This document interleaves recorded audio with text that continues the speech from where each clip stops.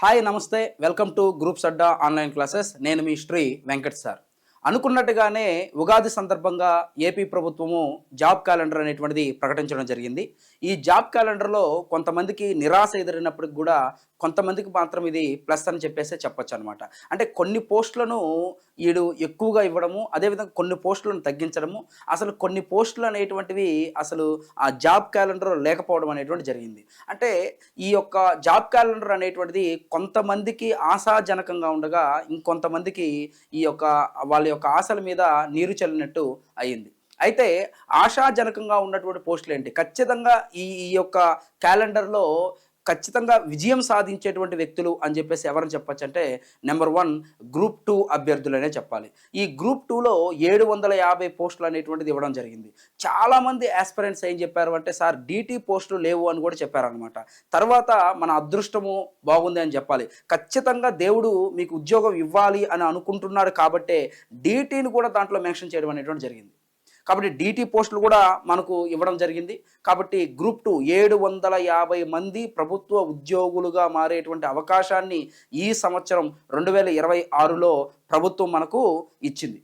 కాబట్టి ఈ 750 పోస్టులతో పాటుగా మరికొన్ని పోస్టులు ముఖ్యంగా పోలీస్ కానిస్టేబుల్స్ అయితే ఏమి, అదేవిధంగా ఎస్ఐ జాబ్స్ దాదాపుగా 72 పోస్టులుగా ఉంటాయి అని చెప్పినటువంటి పోస్టులు దాదాపుగా 400కు పైగా పోస్టులుగా మారిపోయాయి.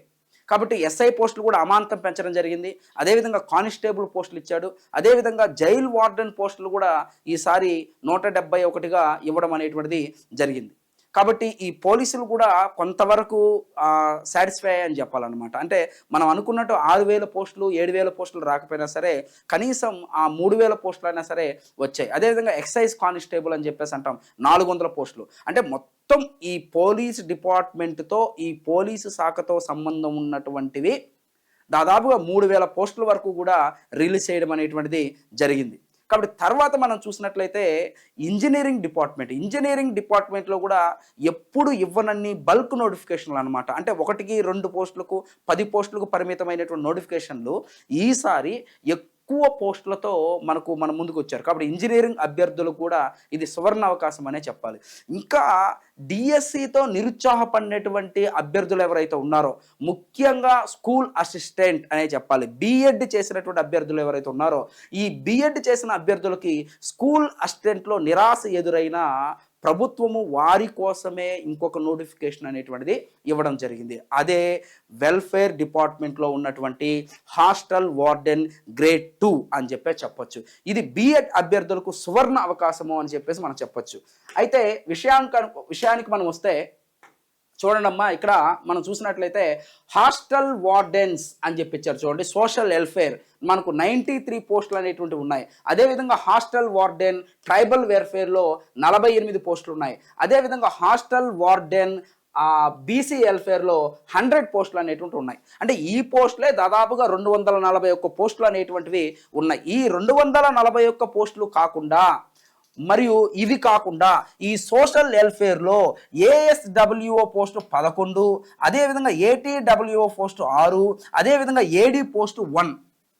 చూడమ్మా, ఈ 241 కాకుండా ఇంకా మిగిలినటువంటి హయ్యర్ రేంజ్ ఉన్నటువంటి పోస్టులు అనమాట 11, 6, 1 అని చెప్పేసి మనం చెప్తాం అనమాట. అర్థమవుతుందా? కాబట్టి ఈ విధంగా assistant social welfare officer, assistant tribal welfare officer ఈ పోస్టులను కూడా మనకు ఇవ్వడం అనేటువంటిది జరిగింది. కాబట్టి ఇది ఒక సువర్ణ అవకాశం అనే చెప్పాలన్నమాట. కాబట్టి ఇంతకు ముందు ఉన్నటువంటి నోటిఫికేషన్ల కంటే ఇది బిగ్గెస్ట్ నోటిఫికేషన్ అనే చెప్పాలి. చాలా ముఖ్యమైనటువంటి నోటిఫికేషన్ చెప్పాలి. ఎందుకని చెప్తున్నామంటే చూడండి, బిఎడ్ చేసినటువంటి అభ్యర్థులు చాలా తక్కువ మంది ఉంటారు. ఈ బిఎడ్ చేసినటువంటి అభ్యర్థులు ఎవరైతే ఉన్నారో ఈ బిఎడ్ చేసినటువంటి అభ్యర్థులు వాళ్ళ సబ్జెక్టుతో పాటుగా జనరల్ స్టడీస్ని కూడా వాళ్ళ అవగాహన కలిగి ఉంటారు. కాబట్టి ఈ జనరల్ స్టడీస్ని ఇంకొంచెం మెరుగుపరుచుకుంటే, మీ సబ్జెక్ట్ని ఇంకొంచెం మెరుగుపరుచుకుంటే మీరు హాస్టల్ వార్డెన్ ఖచ్చితంగా అయిపోతారు. ఈ హాస్టల్ వార్డెను గ్రేడ్ 1లోకి వెళ్ళారా మీరు గెజిటెడ్ ఆఫీసర్ అవుతారు. కాబట్టి ఇది ఒక సువర్ణ అవకాశం అని చెప్పాలి. ఖచ్చితంగా ఈ పోస్టులకు ప్రిపేర్ అవ్వండి. 100% ఈ 241 హాస్టల్ వార్డెన్స్ అనేటువంటివి మీరు సాధించేటువంటి అవకాశం అనేటువంటిది ఉంది. అయితే సార్ ఇవన్నీ పక్కన పెడితే దీని క్వాలిఫికేషన్ ఏంటి సార్? ఆల్రెడీ చెప్పాం, బీఎడ్ కంపల్సరీ అని చెప్పేసి మనం మాట్లాడుతున్నాం. బీఎడ్ కంపల్సరీ అంటే బీఎడ్ ఎప్పుడు అవుతుంది? డిగ్రీ అయితేనే కదమ్మా. కాబట్టి డిగ్రీ, బ్యాచిలర్ డిగ్రీతో పాటుగా బీఎడ్ అనేటువంటిది కంపల్సరీ అని చెప్పేసి మనం చెప్తున్నాం. అయితే కొంతమంది అభ్యర్థులు అడుగుతున్నారు, ఏమడుగుతున్నారు అంటే, సార్ మేము ఎంఏ సోషియాలజీ చేశాము, ఎంఏ సోషల్ వర్క్ అనేటువంటిది కంప్లీట్ చేశాము, మాకు ఉంటుందా సార్ అంటే, ఎస్, ఈ ప్రభుత్వం అనుకుంటే ఈ బీఎడ్ అయితే మాత్రం ఖచ్చితంగా ప్రామాణికం అండి. బీఎడ్ అనేటువంటిది మాత్రం ఖచ్చితంగా ప్రామాణికమే. తర్వాత వాళ్ళ పరిశీలనలోకి వచ్చినప్పుడు వాటిని కూడా వాళ్ళు పరిశీలిస్తారు. అంటే బీఎడ్ లేకపోయినా బీఎడ్కి సమానమైనటువంటి డిగ్రీ అనేటువంటిది ఉన్నా సరే మీకు అవకాశం ఇస్తారు అని చెప్పేసి వాళ్ళు చెప్తున్నారు. అంటే పోయినసారి నోటిఫికేషన్లో కూడా ఇది క్లియర్గా ఇచ్చారు. సార్ ఇప్పుడు MA sociology, MA social work అనేటువంటిది ఉంటుందా సార్ అంటే, బీఎడ్ లేకపోయినా అంటే బీఎడ్ అనేటువంటిది ప్రామాణికం అని చెప్తున్నారు. కాబట్టి రేపు మార్పులు చేర్పులు చేస్తారా అనేది నోటిఫికేషన్లో అది వాళ్ళ ఇష్టం. కానీ బీఎడ్ మాత్రం ప్రామాణికము, లేదా బీఎడ్కి సమానమైనటువంటి డిగ్రీ అనేటువంటిది ఉండాలి అని చెప్పేసి చెప్తున్నారు. కాబట్టి బ్యాచులర్ డిగ్రీ మరియు బీఎడ్ క్వాలిఫికేషన్ కంపల్సరీగా ఉండాలి. అర్థమవుతుందండి? కాబట్టి ఈ పోస్టులకు సంబంధించి అయితే క్వాలిఫికేషన్ ఏంటి సార్? చూడండి, మనము సిలబస్ ఏంటి సార్ అని చెప్పి చూస్తే క్వాలిఫికేషన్ ఆల్రెడీ మనం మాట్లాడుకున్నాం. సిలబస్ ఏంటి సార్ అని చెప్పి మనం చూసినట్లయితే చూడండమ్మా, మనకు ప్రిలిమ్స్, మెయిన్స్ ఉంటాయి. అయితే ప్రిలిమ్స్ అనేటువంటిది ఉంటుందా ఉండదా అనేటువంటిది మనకు క్లారిటీ లేదు. ప్రిలిమ్స్ ఎప్పుడు నిర్వహిస్తారు ప్రధానంగా అంటే, ఒక పోస్ట్కి 200 మంది అభ్యర్థులు అప్లై చేస్తే, ఆ అప్లై చేసినా సరే ఏపీపీఎస్సీ అనేటువంటిది కండక్ట్ చేయాలని అనుకుంటే అప్పుడు వాళ్ళు ప్రిలిమ్స్ అనేటువంటిది కండక్ట్ చేస్తారు. బాగా గమనించండి అమ్మా. అంటే అంతకుముందు మనకు ఏపీపీఎస్సీ ఇచ్చినటువంటి గైడ్లైన్స్ ఏంటి? ఒక పోస్ట్కి 200 మంది అప్లై చేస్తే అని చెప్పేసి అంటున్నారు. అంటే ఈ 200 మందికి పైగా ఉంటే, ఒక పోస్ట్కి 200 కానీ 200 కంటే పైగా అభ్యర్థులు అప్లై చేసినట్లయితే అప్పుడు ప్రిలిమ్స్ కండక్ట్ చేయాలా అని చెప్పేసి అంటున్నారు. అంటే సార్ ఇప్పుడు 250 మంది అయ్యారు సార్, 300 మంది అయ్యారు సార్, అయినా సరే ఏపీపీఎస్సీ ప్రిలిమ్స్ కండక్ట్ చేయట్లేదు సార్ అంటే అది వాళ్ళ ఇష్టం. కానీ గైడ్ లైన్స్ ప్రకారం అయితే మాత్రం ఒక పోస్ట్కి 200 మంది దాటితే మాత్రము ప్రిలిమ్స్ నిర్వహిస్తాము అని చెప్పేసి వాళ్ళు కంపల్సరీగా చెప్పడం జరిగిందనమాట. అయితే మెయిన్స్ అనేది ఖచ్చితంగా ఉంటుంది కదా, అది ఇంపార్టెంట్.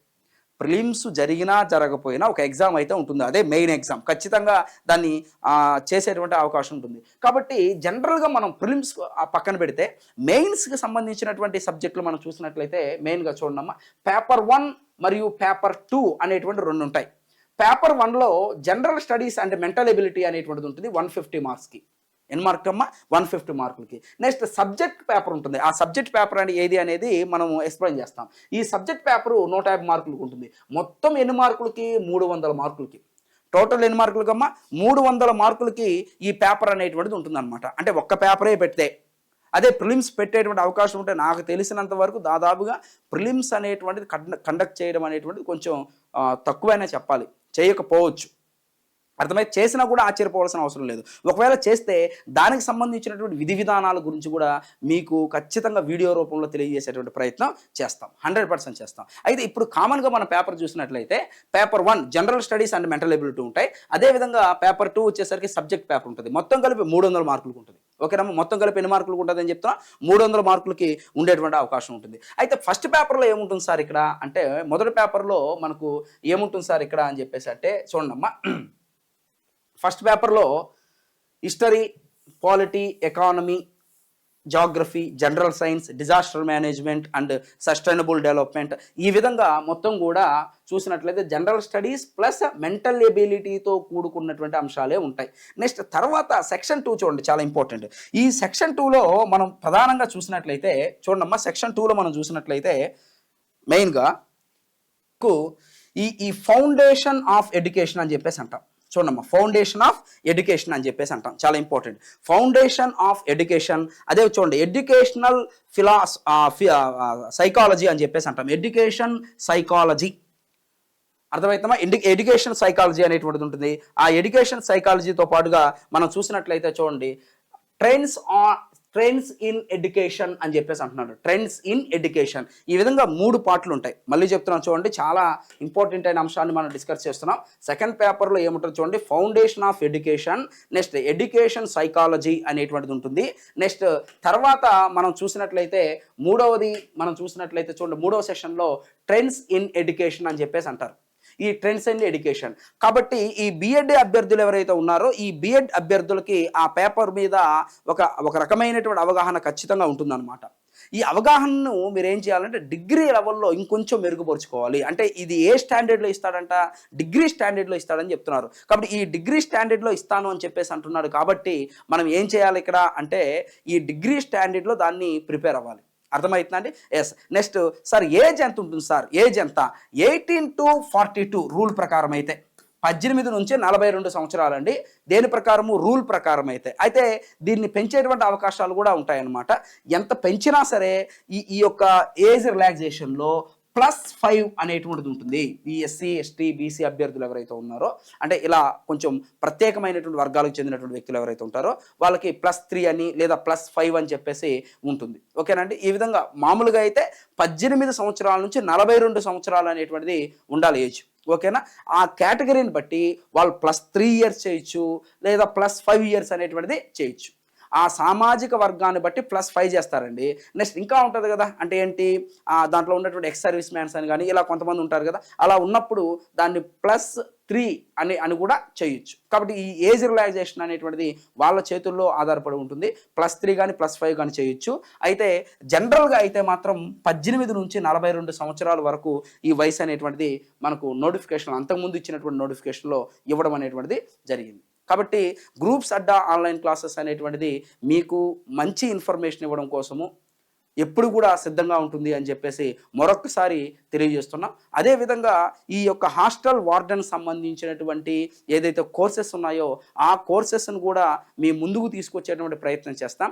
అదేవిధంగా మేము కోచింగ్ తీసుకోలేం సార్, అర్థమవుతుందా, మాకు ఆల్రెడీ దీని మీద అవగాహన ఉంది కానీ బుక్సే మాకు మిస్ అయినాయి అనుకున్నటువంటి వ్యక్తులకి ఈ బుక్స్ను కూడా ప్రొవైడ్ చేసేటువంటి ప్రయత్నం చేస్తున్నాం. ఇప్పుడే దానికి సంబంధించినటువంటి వర్క్ను కూడా మేము మొదలుపెట్టాం. కాబట్టి ఈ బుక్స్ కానీ అదేవిధంగా దీనికి సంబంధించినటువంటి కోర్సును కానీ మీకు అందించేటువంటి ప్రయత్నం చేస్తుంది గ్రూప్స్ అడ్డా ఆన్లైన్ క్లాసెస్. కాబట్టి ఈ యొక్క పోస్టులు ఏవైతే ఉన్నాయో వీటిని 100% మీరు విజయం సాధించాలని కోరుకుంటున్నాం. Okay, all the best.